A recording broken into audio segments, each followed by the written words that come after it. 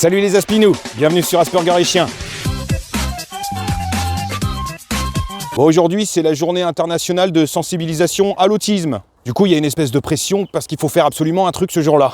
Mais moi, à part une vidéo de promenade de chien, je sais pas trop ce que je peux faire. Alors moi, je trouve ça bien qu'il y ait des jours dans l'année qui soient consacrés à une cause. Je vous avais déjà parlé de ça dans la vidéo spéciale sur les journées mondiales, lors de la Saint-Asperger. Mais en fait, je me dis qu'à défaut de journée de sensibilisation à l'autisme, on pourrait faire une journée de désensibilisation à l'autisme. Ce serait une journée où, à mon niveau, j'arrêterais de faire des vidéos et j'arrêterais d'être autiste pour une journée. Mais le truc, c'est que tu peux pas arrêter d'être autiste parce que tu es tous les jours autiste. Du coup, on pourrait peut-être agir sur les conséquences. Et les conséquences sont en lien avec les adaptations qui sont mises en place. Du coup, dans mon idée, l'espace d'une journée, on pourrait adapter complètement le monde aux autistes. Non pas pour que le citoyen lambda puisse, l'espace d'une journée, ressentir ce que c'est d'être autiste, puisque là, c'est pas possible. Mais au moins pour permettre aux autistes de se sentir moins handicapés ce jour-là. Imagine, tu simplifies tout pendant 24 heures. Peut-être que les gens se rendraient compte que c'est pas si mal. Et qu'en fait, les besoins des autistes relèvent surtout du bon sens. Mais là où ma stratégie a des limites, c'est que l'autisme est quelque chose de protéiforme. Il y a tant d'autisme que d'autistes. Du coup, la journée de sensibilisation à l'autisme devrait plutôt être une journée de sensibilisation aux autistes, où chacun se mettrait complètement au service et en empathie des autistes de leur entourage. Je pense que j'en profiterai. Insiste bien sur les pieds, s'il te plaît. En tout cas, je trouve ça très bien qu'il y ait une journée consacrée à la cause. C'est l'occasion de voir des reportages, de lire des articles, de faire un peu plus attention à certains témoignages, de mener des actions à échelle locale. Attention, pas de rassemblement, il y a Covid. Mais ça n'enlève pas qu'un autiste se souvient tous les jours qu'il est autiste. Je m'en suis rappelé pas plus tard qu'hier. Pour la journée mondiale du poisson d'avril, je me suis retrouvé à aller faire un test Covid. La bonne blague. Et pour tous ceux derrière leur écran qui commencent à flipper, rassurez-vous, je suis négatif. En plus, ça se transmet pas comme ça. En fait, dans le cadre de mon boulot, je me suis retrouvé qu'à contact. Alors, procédure tout le tout-team et tout le tintouin, normal. Entre les masques, les distances, le confinement, les cotons-tiges dans le nez, ça devient une petite routine depuis 1 an. Et nous, les autistes, on aime bien ça. Mais pas du tout. Je me suis retrouvé très embêté à l'idée de ne pas pouvoir retourner au travail. Pour le coup, c'était quelque chose que j'avais pas prévu. Et quand je me retrouve chez moi à pas bosser alors que je devais aller au boulot, à la maison, je suis incapable de prendre des initiatives. Je me retrouve assis sur mon canapé, j'attends.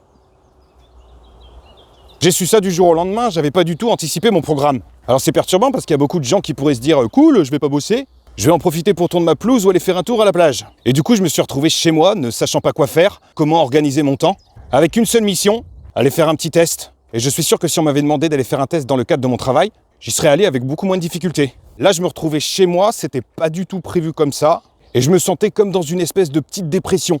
Je suis passé de employé dynamique à larve existentielle. Surtout que lorsque M. Macron a fait ses annonces de reconfinement, moi j'étais content parce que travaillant dans un milieu prioritaire, je savais que je travaillerais. Et ça m'est tombé dessus comme un coup près.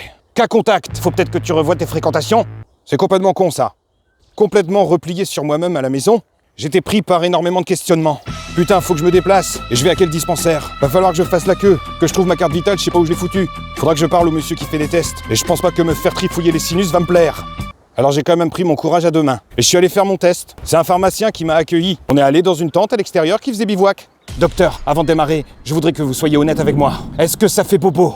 Vous savez, là-dessus, ça dépend vraiment des gens. Il y en a qui sont sensibles. Oui, et moi j'aime pas beaucoup qu'on me tripote. Rassurez-vous, ça se passera bien. Et au niveau échelle de douleur, est-ce que vous pouvez me dire ça se situe comment par rapport à une ponction lombaire? Oui, parce qu'on m'a déjà fait une ponction lombaire et ça fait bobo. Et la douleur d'une ponction lombaire, c'est mon curseur maintenant. Parce que rien n'est comparable à une ponction lombaire. Du coup, toi, quand tu me dis que t'es en burn-out et que tu souffres au travail, j'aimerais bien savoir combien tu souffres par rapport à une ponction lombaire. Et toi, le garagiste, quand tu dis que pour les travaux de ma bagnole, ça va faire mal au portefeuille, ça fait mal comment? Vous les femmes qui avez accouché et subi une péridurale, vous êtes des petites joueuses. Surtout, viens pas me dire que la douleur n'est pas une contre-indication thérapeutique. Bah non, vous sentez juste une petite chatouille. D'accord, j'ai votre parole. Alors on peut y aller. Et c'est là qu'il m'a enfoncé son gros machin. Et là, ça n'a rien à voir avec un film de Rocco Siffredi. Et quand il est arrivé complètement au bout de la paroi, ça m'a fait des choses.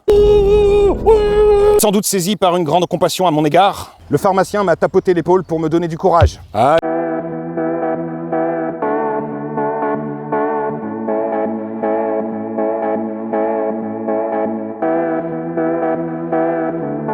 Pardon. Le monsieur était super gentil, mais l'expérience était horrible. Quand je suis sorti de la tente, j'étais en pleurs et il y avait des gens qui me regardaient. Bon, ça fait moins mal qu'une ponction lombaire, mais par contre, c'est pas du tout agréable.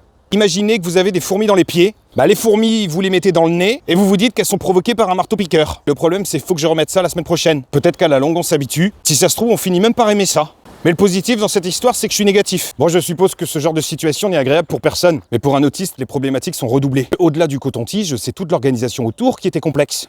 Et qui demandait beaucoup d'adaptation et d'énergie. Du coup, en rentrant, j'étais fier. J'ai dit aux gens de mon entourage que j'avais fait mon test Covid.